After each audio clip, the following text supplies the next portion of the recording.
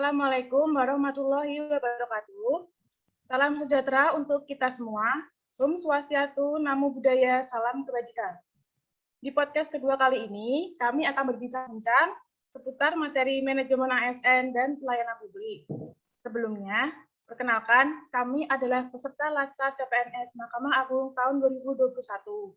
Dengan anggotanya, saya Hani, ada Saudara Andre, Hai. ada Saudara Gufron, Hai. ada Saudara Laksana, Hai. dan ada Saudari Catur. Hai. Oke, kita langsung ke pembahasan yang pertama terkait manajemen ASN. Kira-kira menurut kalian nih, langsung ke pertanyaan ya, manajemen ASN itu apa sih? Manajemen ASN merupakan dasar pengelolaan ASN dalam rangka menghasilkan ASN yang profesional, Mbak.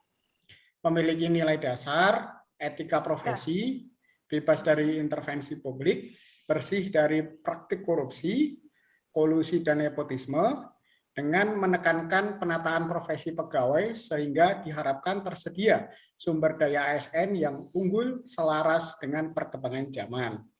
Manajemen ASN itu terdiri dari manajemen PNS dan manajemen PPK. Oh gitu.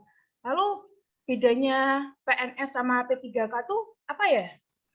Baik, untuk perbedaannya pada PPPK atau P3K tidak meliputi pangkat dan jabatan, pengembangan karir, pola karir, promosi mutasi, dan jaminan pensiun dan hari tua. Sedangkan untuk PNS, pengisian jabatan pimpinan tinggi utama dan madya dilakukan secara terbuka dan kompetitif di kalangan PNS dengan memperhatikan syarat kompetensi, kualifikasi, kepangkatan, pendidikan, dan latihan, serta rekam jejak jabatan dan integritas, serta juga persyaratan lain yang dibutuhkan sesuai dengan ketentuan peraturan perundang-undangan.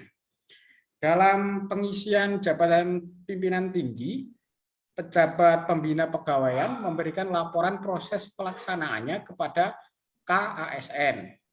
Pegawai ASN dan PNS yang diangkat menjadi pejabat negara diberhentikan sementara dari jabatannya dan tidak kehilangan status sebagai PNS. Sengketa pegawai ASN diselesaikan melalui upaya administratif. Upaya administratif terdiri dari keberatan dan banding administratif, begitu Pak. Berarti secara manajemen ASN itu sama ya seperti pada manajemen pada umumnya, hanya saja berbeda di pengaplikasiannya ya? Ya, betul. Oke, terus selanjutnya nih, kan aku sudah baca sedikit-sedikit nih materi tentang manajemen ASN, terus ada istilah sistem merit nih. Kalau aku sih menurut aku mungkin kayak sistem perekrutan ya.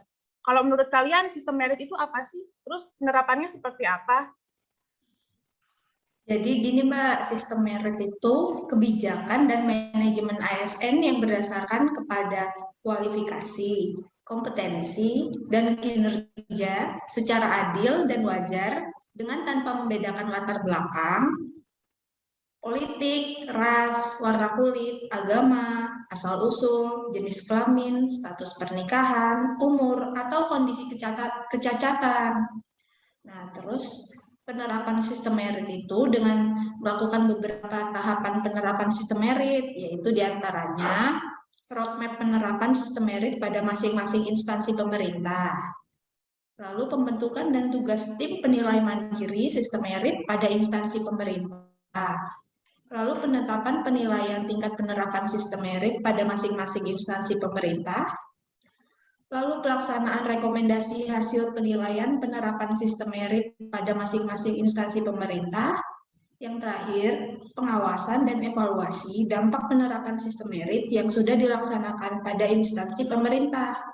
Itu Mbak. Oke.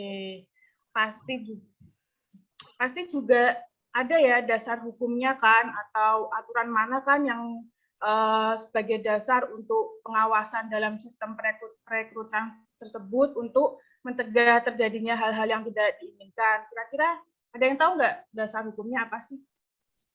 Nah, gini Mbak, itu sistem merit itu ada peraturannya yang diatur dalam undang-undang. Peraturan ASN ini dimuat dalam Undang-Undang Republik Indonesia tahun 2014 nomor 5 tentang aparatur sipil negara. Selanjutnya disebut dengan Undang-Undang ASN yang telah beberapa kali dilakukan perubahan, di antaranya Undang-Undang Nomor 8 Tahun 1974 tentang pokok-pokok kepegawaian, sebagaimana telah diubah dengan Undang-Undang Nomor 43 Tahun 1999 tentang perubahan atas Undang-Undang Nomor 8 1974 tentang pokok-pokok kepegawaian. Undang-Undang ASN mengedepankan independensi, kinerja, profesionalisme ASN. Jabatan dalam Undang-Undang ASN terdiri dari jabatan fungsional, administratif, serta jabatan pimpinan tinggi. Istilah PNS ini menjadi ASN. Ada perubahan batas usia yang semulanya 56 tahun diperpanjang menjadi 58 tahun. Sementara pejabat tinggi atau eselon 1 dan 2 itu sampai batas usia 60 tahun. Perubahan-perubahan tersebut didasarkan pada sistem merit yang lebih menekankan profesionalisme, kualitas, kompetensi, objektivitas, transparansi, serta bebas dari intervensi politik dan praktik KKN untuk pengisian jabatannya seperti itu, Mbak. Oke, terima kasih. Berarti dari penjelasan kalian itu sistem merit itu penting ya diterapkan dalam manajemen ASN. Itu kan berarti gunanya untuk mendukung pencapaian tujuan dan sasaran organisasi, serta memberikan ruang bagi transparansi, akuntabilitas, objektivitas, dan juga keadilan kan. Terus kemungkinan juga sistem merit kayak gini kan memberikan manfaat ya, mendukung keberadaan prinsip akuntabilitas yang saat ini menjadi tuntutan dalam sektor publik kan. Oke, lalu kira-kira pihak-pihak mana saja sih yang berpenting dalam menerapkan manajemen ASN ini? Baik, jadi Mbak Ani, pihak yang berperan penting dalam manajemen ASN meliputi pemerintah sebagai penyedia regulasi, pejabat pembina kepegawaian yang mengkoordinasi dan mengawasi manajemen ASN. Dan ASN itu sendiri tentunya sebagai pelaksanaan kebijakan. Gitu, Mbak. Terus nih, kan pasti ada dong ya mekanisme pengelolaannya PNS itu seperti apa, P3K itu seperti apa. Kira-kira ada yang tahu nggak penjelasannya sedikit gitu tentang mekanisme pengelolaannya PNS sama P3K-nya? Kira-kira? Baik, Mbak Hani. Ya, jadi ada beberapa mekanisme manajemen pengelolaan PNS maupun P3K. Secara umum sama, namun ada beberapa perbedaan antara mekanisme manajemen PNS dan PPKK. Namun sebelumnya saya akan menjelaskan terlebih dahulu mengenai manajemen PNS. Yang terdiri dari yang pertama, penyusunan dan penetapan kebutuhan. Jadi setiap instansi pemerintahan wajib menyusun dan menetapkan kebutuhan jumlah dan jenis jabatan PNS berdasarkan analisis jabatan dan analisis beban kerja. Baik, yang kedua, ada pengadaan. Pengadaan PNS merupakan kegiatan untuk mengisi kebutuhan jabatan administrasi maupun jabatan dari fungsional dalam suatu instansi pemerintahan dengan tahapan-tahapan perencanaan, pengumuman lowongan, pelamaran, seleksi, dan pengumuman hasil seleksi, pengangkatan calon PNS, dan juga pengangkatan menjadi PNS. Baik. Apa yang selanjutnya? Selanjutnya adalah pangkat dan jabatan. Jabatan PNS terdiri dari jabatan administrasi, fungsional, dan lain-lain, di mana pengangkatan PNS ke dalam jabatan tertentu tersebut ditentukan berdasarkan perbandingan objektif secara kompetensi, kualifikasi, dan persyaratan yang dibutuhkan oleh jabatan dengan kompetensi, kualifikasi, dan persyaratan yang dimiliki oleh pegawai tersebut. Ya, apa yang nomor 4? Yang nomor 4 adalah pengembangan karir, ya. Yang merupakan manajemen karir PNS. yang harus dilaksanakan berdasarkan prinsip-prinsip sistem merit itu ya. Dan telah dijelaskan tadi. Yang selanjutnya adalah pola karir. Ya, untuk menjamin keselarasan potensi PNS dengan kebutuhan penyelenggaraan tugas pemerintahan dan pembangunan perlu disusun pola karir PNS yang terintegrasi secara nasional. Apa manajemen yang berikutnya yang keenam, yakni promosi. Ya, merupakan bentuk pola karir yang dapat berbentuk vertikal maupun diagonal. Ya, harus berdasarkan perbandingan objektif ya antara kompetensi, kualifikasi, dan persyaratan yang dibutuhkan oleh jabatan maupun prestasi kerja tersebut. Nah, selanjutnya adalah penilaian kinerja yang ketujuh ya. Bertujuan untuk apa? Untuk menjamin objektivitas pembinaan PNS yang berdasarkan sistem prestasi dan sistem karir baik. Selanjutnya yang ke-8 ada penggajian dan tunjangan ya. Pemerintah wajib membayarkan gaji yang adil dan layak kepada PNS ya untuk menjamin kesejahteraan PNS. Apa yang selanjutnya Bahani? Yang selanjutnya adalah penghargaan ya. Bisa berupa tanda kehormatan, kenaikan pangkat istimewa, kesempatan prioritas untuk pengembangan kompetensi kepada PNS. Yang terakhir bisa jadi kesempatan menghadiri acara resmi negara. Baik. Manajemennya selanjutnya yang ke-10 ialah disiplin. Ya. Jadi instansi pemerintahan wajib melaksanakan penegakan disiplin terhadap PNS, melaksanakan upaya peningkatan disiplin dan memberikan hukuman kepada PNS yang melakukan pelanggaran. Apa yang selanjutnya? Yang selanjutnya adalah pemberhentian. Ya. PNS dapat diberhentikan dengan hormat karena berbagai alasan antara lain atas permintaan sendiri, mencapai batas usia pensiun, perampingan organisasi, dan lain-lain. Kalau PNS diberhentikan tidak hormat karena alasan melakukan penyelewengan terhadap Pancasila, dihukum penjara, menjadi anggota partai politik, maupun dipidana dengan pidana penjara berdasarkan putusan pengadilan, dan lain-lain. Baik. Manajemennya selanjutnya adalah jaminan pensiun dan jaminan hari tua. Ya. Jadi PNS mendapatkan pensiun dan jaminan hari tua. Selanjutnya, pemerintah wajib memberikan perlindungan ya. Jadi poin yang selanjutnya adalah perlindungan pada PNS dalam bentuk jaminan kesehatan, kecelakaan kerja, kematian maupun bantuan hukum. Baik. Untuk pengelolaan PPKK secara umum sama, namun ada beberapa perbedaan ya. Perbedaannya yang pertama adalah dari segi jabatan ya. Jadi PPKK ini tidak bisa menduduki jabatan-jabatan tertentu di pemerintahan. Kalau PNS bisa menduduki semua jabatan ya yang ada di pemerintahan. Baik. Selanjutnya PPKK tidak mendapatkan jaminan pensiun sebagaimana yang didapatkan oleh PNS.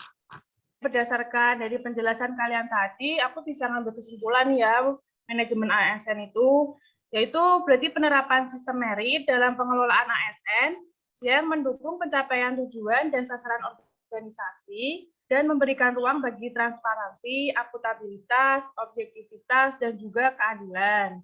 Terus beberapa langkah nyata dapat dilakukan untuk menerapkan sistem ini, baik dari sisi perencanaan kebutuhan yang berupa transparansi dan jangkauan penginformasiannya kepada masyarakat maupun jaminan objektivitasnya dalam pelaksanaan seleksi. Sehingga instansi pemerintah mendapatkan pegawai yang tepat dan berintegritas untuk mencapai visi dan misinya. Lalu pasca rekrutmen, dalam organisasi berbagai sistem pengelolaan pegawai harus mencerminkan prinsip merit yang sesungguhnya, di mana semua prosesnya didasarkan pada prinsip-prinsip yang objektif dan adil bagi pegawai. Lalu terkait jaminan sistem merit pada semua aspek pengelolaan pegawai akan menciptakan lingkungan yang kondusif untuk pembelajaran dan kinerja. Terus pegawai kan diberikan penghargaan dan pengakuan atas kinerjanya yang tinggi. Di sisi lain, bad performers mengetahui di mana kelemahan dan juga diberikan bantuan dari organisasi untuk meningkatkan kinerja.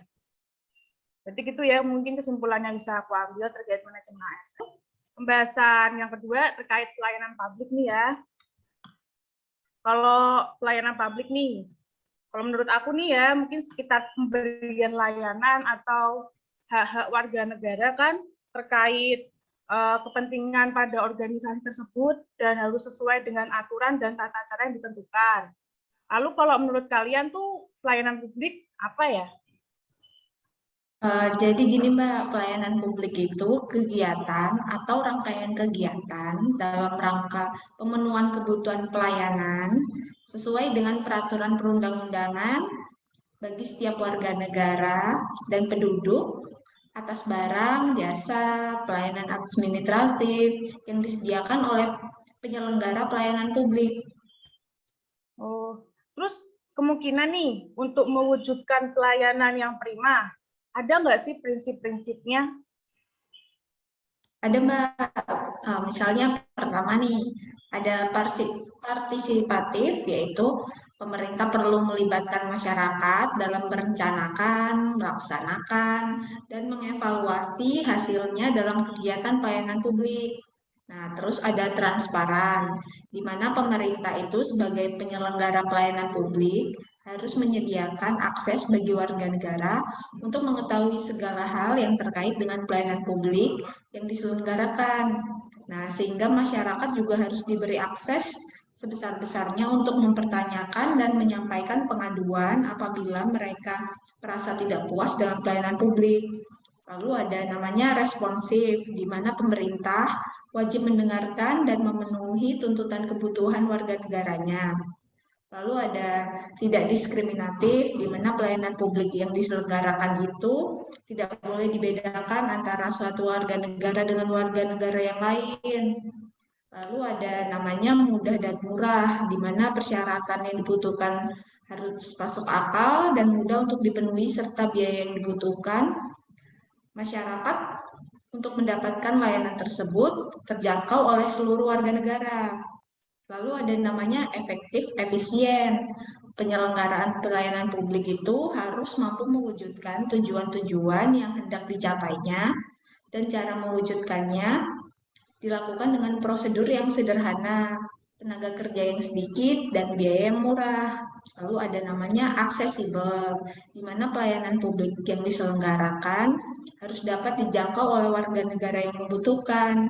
Dalam arti fisik itu bisa dekat, terjangkau, mudah dilihat, gampang ditemukan. Nah, setelah itu dapat terjangkau dalam arti non-fisik yang terkait dengan biaya dan persyaratan yang harus dipenuhi oleh masyarakat untuk mendapatkan layanan tersebut.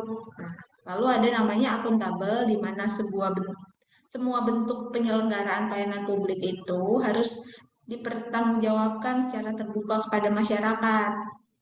Lalu ada lagi namanya berkeadilan, di mana penyelenggaraan pelayanan publik harus dijadikan sebagai alat melindungi kelompok rentan dan mampu menghadirkan rasa keadilan bagi kelompok lemah ketika berhadapan dengan kelompok yang kuat. Selain itu, terdapat prinsip-prinsip pelayanan prima antara lain responsif terhadap masyarakat, membangun visi dan misi pelayanan, menetapkan standar pelayanan, dan ukuran kinerja pelayanan, pemberi pelatihan, dan pengembangan pegawai terkait bagaimana memberikan pelayanan yang baik dan memberikan apresiasi kepada pegawai. Gitu, Mbak.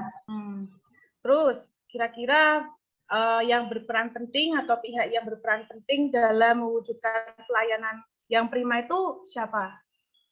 Ya, jadi dalam konteks penyelenggaraan sistem administrasi publik, ada dua pihak yang berperan penting dalam proses tersebut. Yang pertama adalah pemerintahan atau pemerintah, ya, di mana pemerintah ini sebagai organisasi penyelenggaraan pemerintahan. Contohnya Mahkamah Agung memiliki pengadilan agama, pengadilan negeri, pengadilan tata usaha negara, dan pengadilan militer. Itu tuh untuk menyelenggarakan pelayanan publik bagi para pencari keadilan. Pihak yang kedua yakni masyarakat, ya. Kalau di bisnis pelanggan, ya. Tapi kalau dalam konteks pemerintahan ini masyarakat yang ingin, ya, menikmati atau merasakan dari pelayanan tersebut. Oke. Itu, Mbak. Terus ada nggak kira-kira dasar dari penyelenggaraan pelayanan publik, apalagi khususnya di negara kita nih di Indonesia, ada dasar-dasarnya nggak, hal-hal pokoknya gitu? Oh, itu ada Mbak. Hal-hal pokok yang menjadi dasar penyelenggaraan pelayanan publik di Indonesia itu ada 4. 1, pelayanan publik merupakan hak warga negara sebagaimana itu adalah amanat dari konstitusi. Jadi setiap warga negara itu berhak mendapatkan pelayanan publik, apalagi kalau warga negara Indonesia ya. Yang kedua, pelayanan publik diselenggarakan dengan pajak yang dibayar oleh warga negara. Jadi setiap warga negara itu kalau udah dia bayar pajak, jadi dia itu mendapatkan hak untuk mendapatkan pelayanan publik. Apalagi kita sebagai ASN itu kan pelayan publik, bukan kita yang dilayani, tapi kita yang melayani. Yang ketiga itu pelayanan publik diselenggarakan dengan tujuan untuk mencapai hal-hal yang strategis bagi kemajuan bangsa di mana yang masa akan datang. Yang keempat, itu pelayanan publik memiliki fungsi tidak hanya memenuhi kebutuhan-kebutuhan dasar warga negara, akan tetapi berfungsi untuk memberikan perlindungan bagi warga negara, atau seperti kayak mereka itu merasa aman dan nyaman, suatu bentuk dari bentuk pelayanan publik dari yang kita berikan kepada mereka. Seperti itu, Mbak.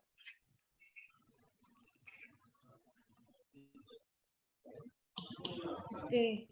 Terus gimana sih cara membuat pola pikir ASN kalau dia itu adalah sebagai fungsinya itu pelayan publik, itu melayani seperti apa yang dijelaskan oleh Saudara Andre. Ya, baik. ASN yang memiliki pola pikir pelayanan akan selalu mengedepankan kepentingan umum di atas kepentingan pribadinya.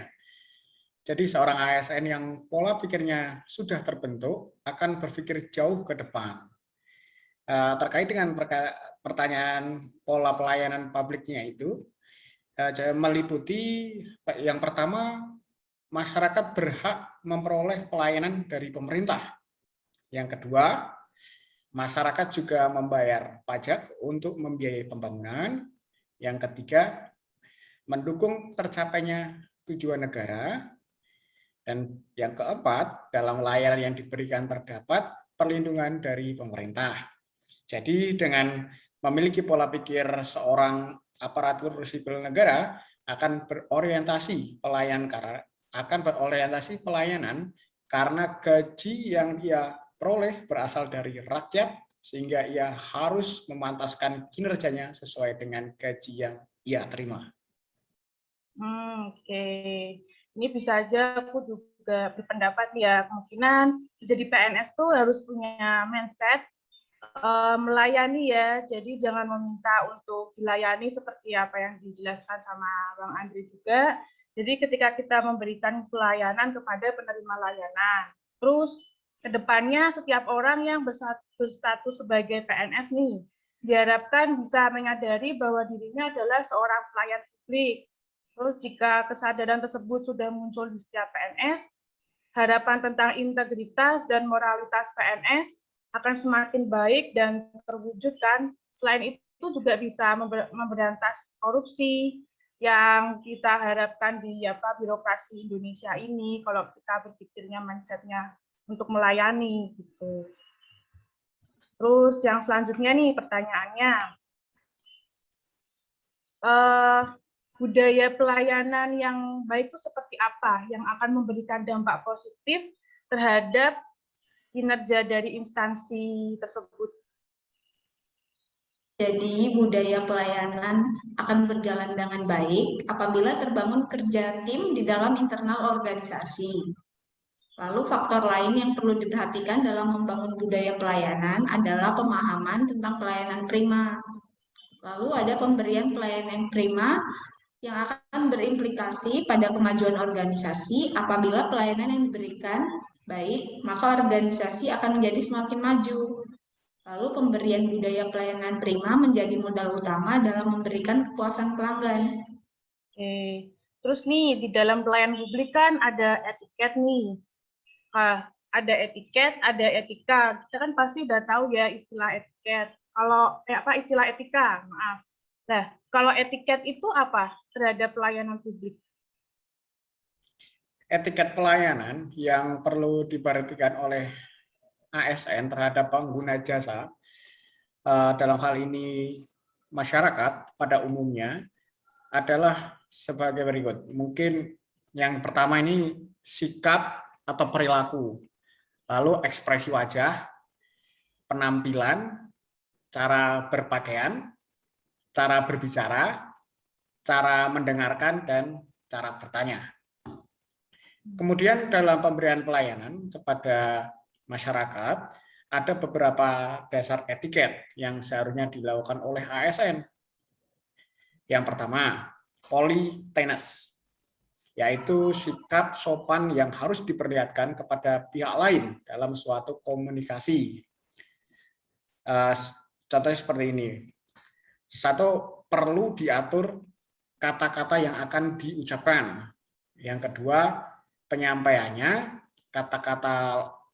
kata-katanya harus lemah lembut. Tidak menggunakan kata-kata yang meremehkan orang lain, dan jauhilah menggunakan kata-kata kamu, tetapi gunakan kata Anda, Bapak, atau Ibu. Yang selanjutnya menyambut pengguna jasa, artinya konteks ini adalah masyarakat, dengan salam dan tegur sapa yang ramah. Dan terakhir, sesama ASN tentu saja harus saling tegur sapa. Untuk dasar etiket selanjutnya adalah respectful, yaitu sikap menghormati dan menghargai pihak lain atau masyarakat secara baik dan wajar. Menghargai itu bagaimana sih? Ya, yang pertama tentu saja menghargai pendapat dan usul pengguna jasa atau masyarakat. Yang kedua, mematuhi perintah atasan dan tidak suka membantah. Yang ketiga, seorang atasan hendaknya juga mau mendengar pendapat bawahan. Dasar selanjutnya adalah atentif, yaitu sikap penuh perhatian yang diperlihatkan kepada pihak lain dan diberikan secara baik dan wajar, seperti mendengar dengan sungguh-sungguh apa yang dikatakan pengguna jasa atau masyarakat, dan seorang atasan hendaknya memperhatikan juga kondisi ASN. Yang dasar selanjutnya adalah kooperatif. Ini maksudnya adalah sikap suka menolong pihak lain yang memang membutuhkan pertolongan, sementara kita sebenarnya sanggup dan mampu memberikan pertolongan tersebut. Seperti ini contohnya, membantu masyarakat dalam kesulitan mengisi formulir, atau membantu sesama karyawan dalam menyelesaikan pekerjaannya yang mana karyawan tersebut sedang mengalami kesulitan. Dasar selanjutnya adalah toleransi, yaitu sikap tenggang rasa terhadap orang lain agar dapat diterima dan disukai di mana saja kita berada. Dan dasar selanjutnya adalah informatility. Ini adalah sikap ramah yang kita perlihatkan kepada pihak lain, bukan sikap formal atau resmi, melainkan familiar, akrab, dan bersahabat. Dan yang terakhir, tentu saja yang paling penting adalah self-control. Maksudnya, sikap menguasai diri dan mengendalikan emosi dalam setiap situasi. Kita selalu berusaha tidak menyinggung perasaan atau mengganggu pikiran orang lain.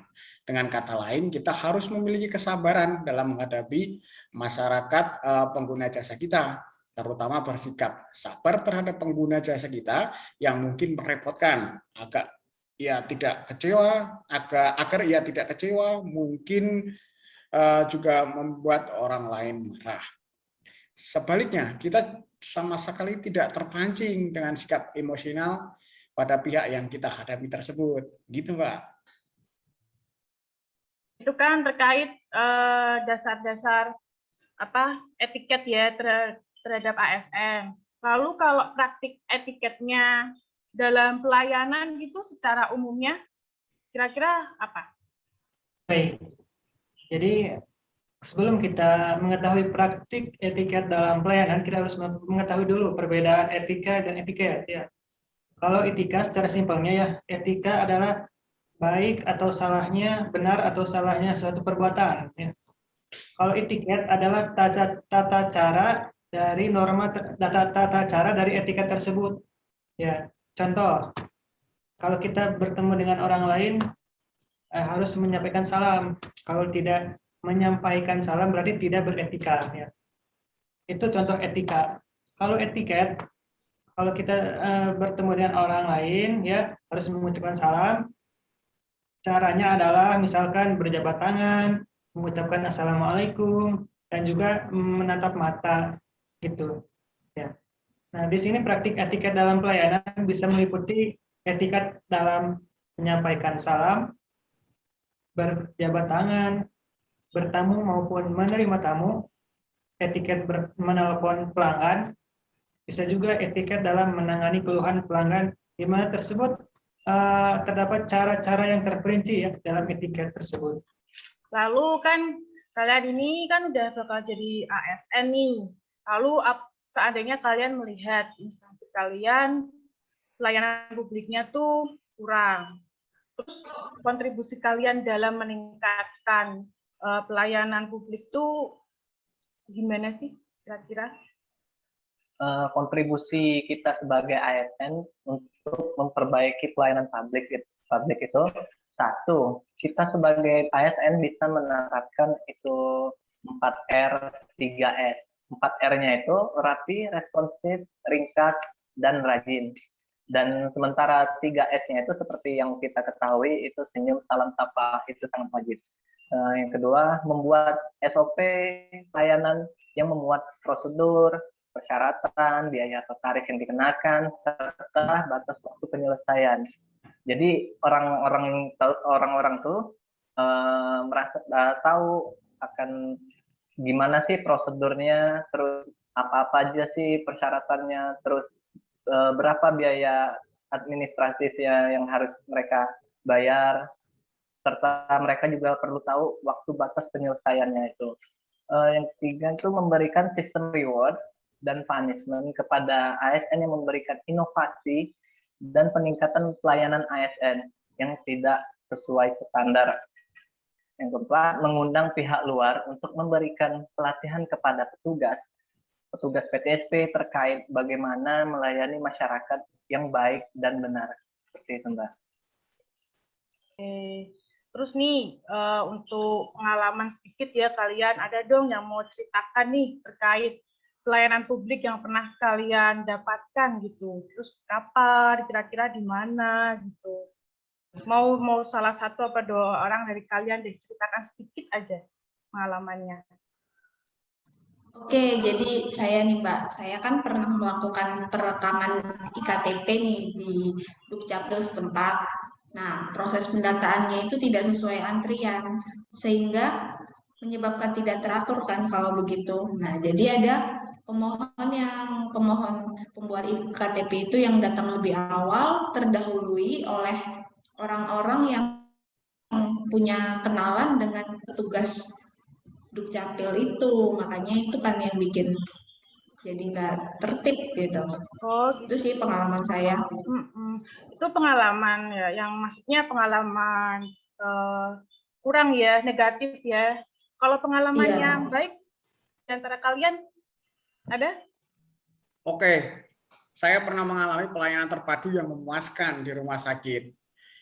Ini dimulai dari saat pendaftaran rawat inap sampai pembayaran.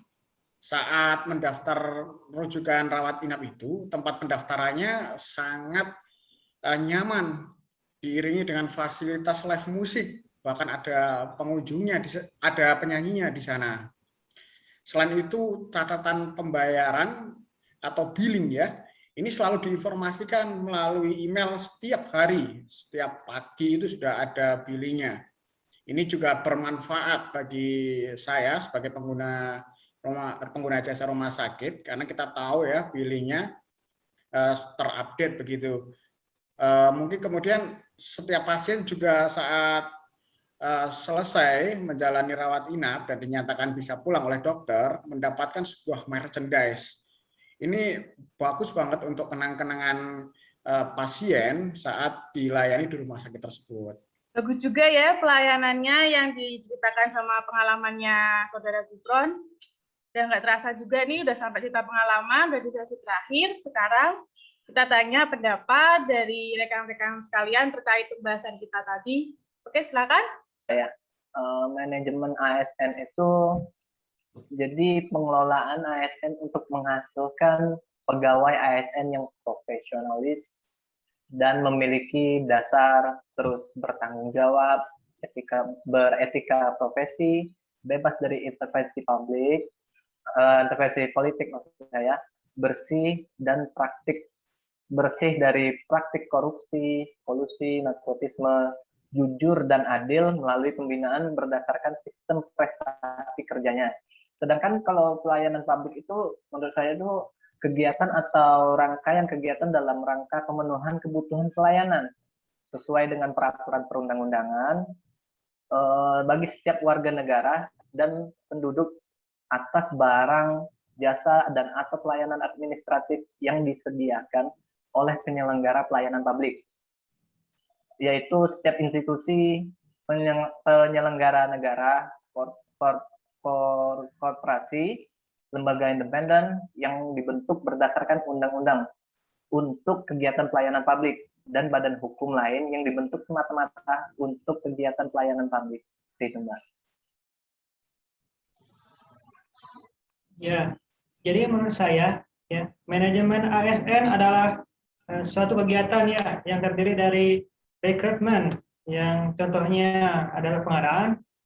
Setelah itu ada proses kerja di dalamnya, ya, seperti penilaian kinerja maupun penghargaan dan disiplin, ya, diakhiri oleh proses-proses setelah bekerja, ya, seperti pemberian jaminan pensiun maupun jaminan hari tua. Ya. Di situ ada perbedaan antara manajemen PNS dan PPKK. Salah duanya adalah kalau PNS dapat jaminan pensiun, PPPK tidak. PNS bisa menduduki semua jabatan, kalau PPPK tidak. Ya, baik. Tidak, kalau PPPK tidak bisa menempati seluruh jabatan ya, seperti PNS. Selain itu, pelayanan publik yang prima terdapat ciri-cirinya ya. Yang pertama, responsif terhadap pelanggan ataupun masyarakat. Yang kedua, harus membangun visi dan misi pelayanan ya. Yang ketiga, menetapkan standar pelayanan ya agar ada tolak kinerja pelayanan. Selanjutnya adalah pemberian pelatihan dan juga pengembangan pada pegawai agar pelayanannya maksimal ya. Maksimal ya.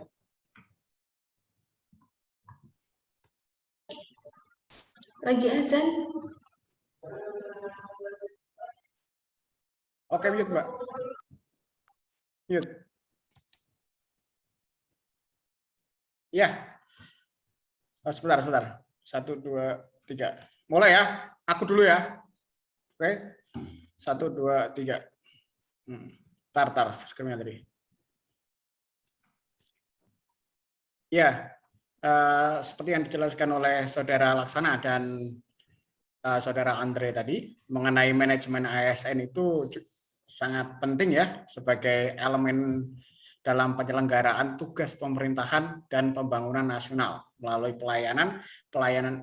pelaksanaan pelayanan yang akuntabel kepada masyarakat.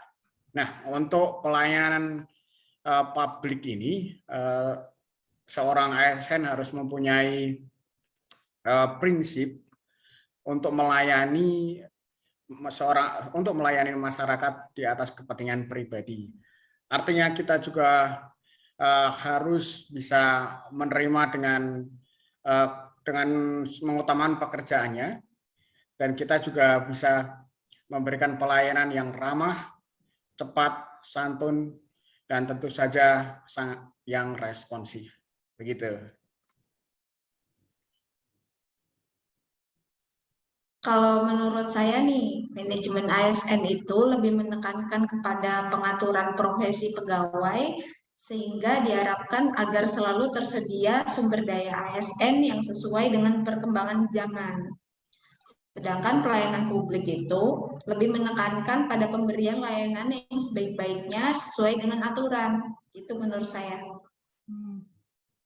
Oke, jadi berdasarkan closing statement dari para rekan-rekan ya terkait manajemen ASN dan pelayanan publik, di sini aku bisa simpulin nih, kalau manajemen ASN itu pengelolaan ASN untuk menghasilkan pegawai yang profesional, memiliki nilai dasar, bertanggung jawab, beretika, bebas dari intervensi politik, bersih dari KKN, jujur, adil, melalui pembinaan berdasarkan sistem prestasi kerja.